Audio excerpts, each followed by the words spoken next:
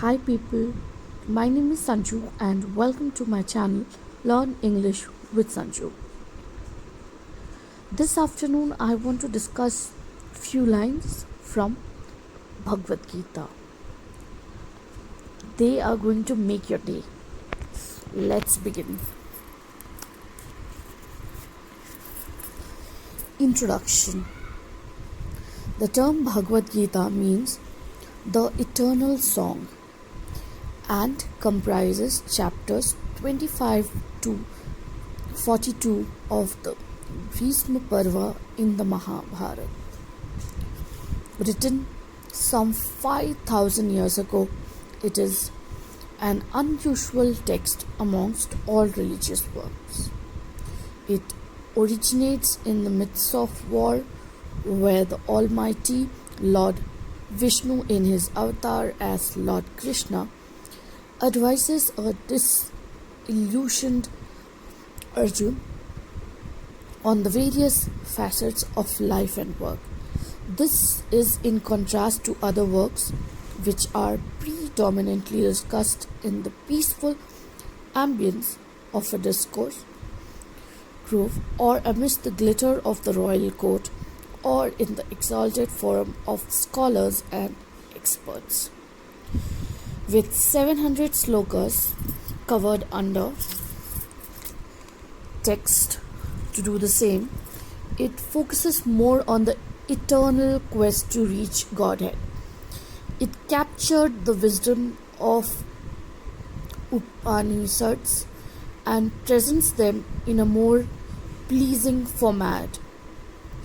It teaches the three basic paths to reach the Almighty, namely Bhakti, Karma and Jnana.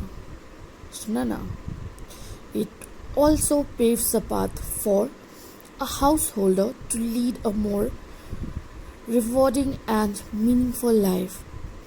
It makes a forceful thrust on action and condemns inactivity in no uncertain terms.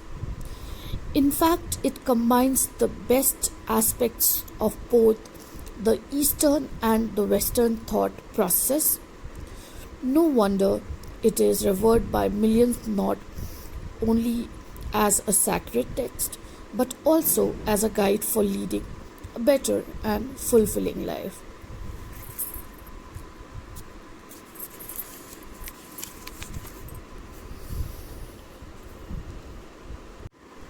Arjuna's dilemma.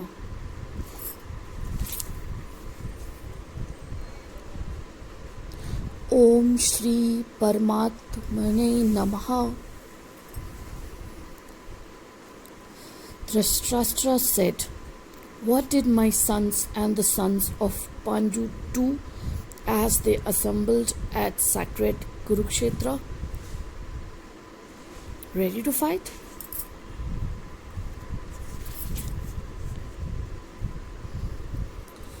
Sanjaya said, after seeing the battle formation of the Pandavas' army, Prince Duryodhana approached his guru and spoke the following words. "O Master, look at the strength of the Pandavas' military formation, which has been astutely arranged by your disciple Drupada's son. The Pandavas' army has heroes like Bhim, Arjun, warriors like Yudhana, Virata and Drupada. There are also heroic fighters like Drashtaketu, Shekitna, Kasi Raja, Purojit, Kuntibhoja and Savya. The mighty Yudhamanyu, the courageous Uttamauja, the son of Subhadra and the sons of Draupadi are all great warriors. Now, let me tell you about the distinguished members and leaders of my army. Our strength is immense and is guarded by Bhishma, whereas their force, guarded by Bhim, is limited.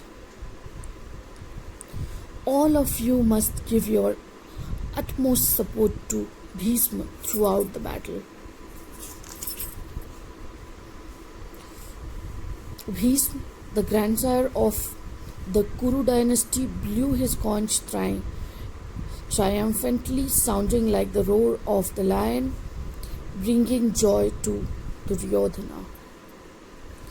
After that, the Kuru army's conches, drums, cymbals, and bugles all sounded together in tumultuous uproar. On the other side, Lord Krishna and Arjuna, standing on a great swift chariot drawn by white horses, blew their divine conch shells. Lord Krishna blew his conch Pankajanya, Arjuna blew his the Devadatta, and Bhima, the voracious eater and achiever of great tasks, sounded forth his great conch Poundra.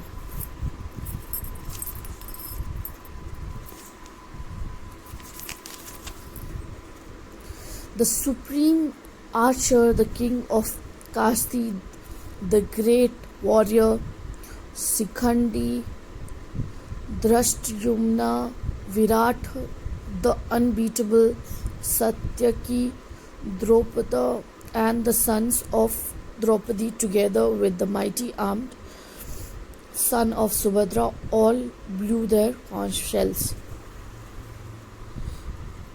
The uproarious sound reverberating through the sky and earth filled the hearts of Dhritarashtra's son with fear.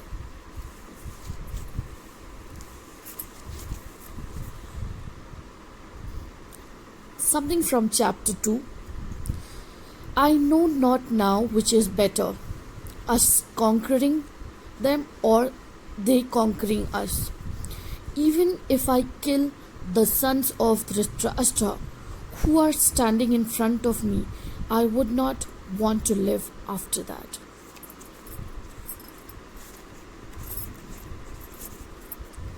Chapter 3, Part 33. All people, whether wise or not, act according to the nature they have acquired in this world. How then will it be of any help to suppress one's true nature?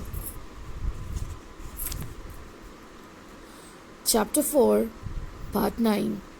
One who is fully aware of the divine nature of my birth and activities does not take birth again in the material world, but attains me, O Arjuna. Chapter 5, Part 6. Yet, abandoning action without yoga is difficult, O Arjuna, and the sage who is practiced in yoga quickly attains the absolute.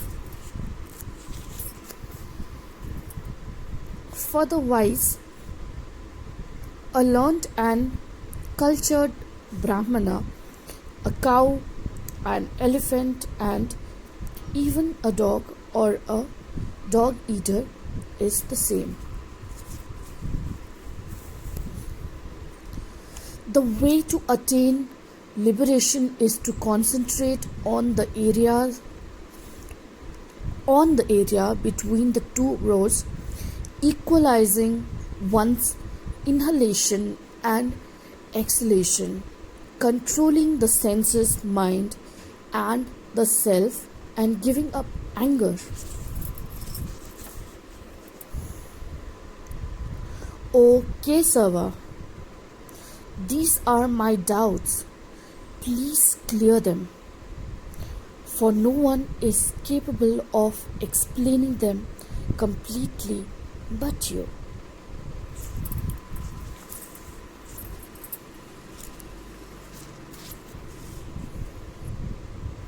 Lord Krishna said, "Listen, O Arjuna, it is only by having your mind fixed on me, by practicing yoga and taking refuge in me, you can only you can know me completely, free from doubt."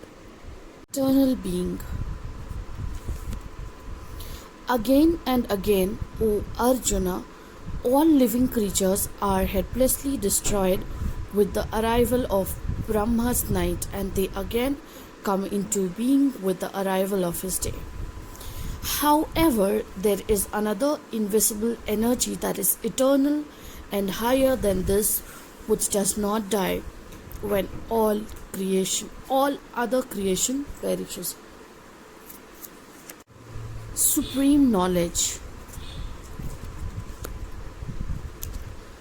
Those whose thoughts are constantly fixed on me, whose lives are devoted in service of me, derive satisfaction enlightening one another and always speaking of me.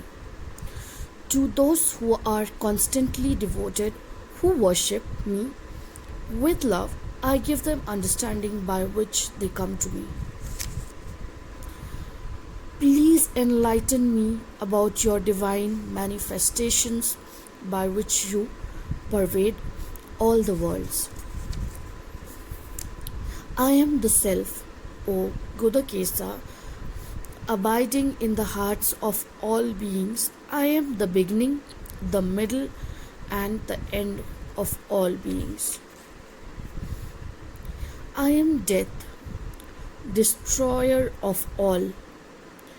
I am the source of all things yet to be. Of women, I am fame, prosperity, speech, memory, intelligence, fortitude, and forbearance. Of cheaters, I am gambling and influence among the influential. I am victory, effort, and the goodness of the good. Chapter 11, Part 30.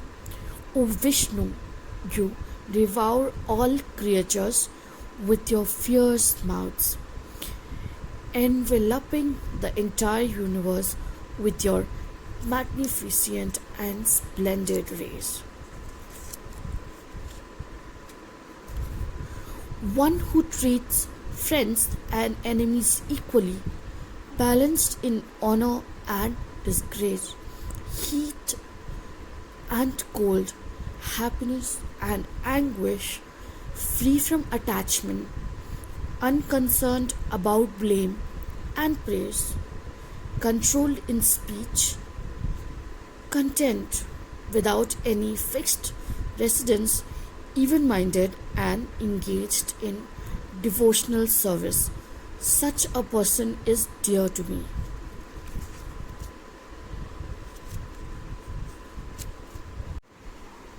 Chapter 12, Part 30. Those who follow this path of sincere devotional service with me as a supreme goal are beloved of me. Chapter 13, Part 22. The Purusa experiences qualities born of material nature, enjoying the three modes of nature. Association with these qualities leads one to good and evil.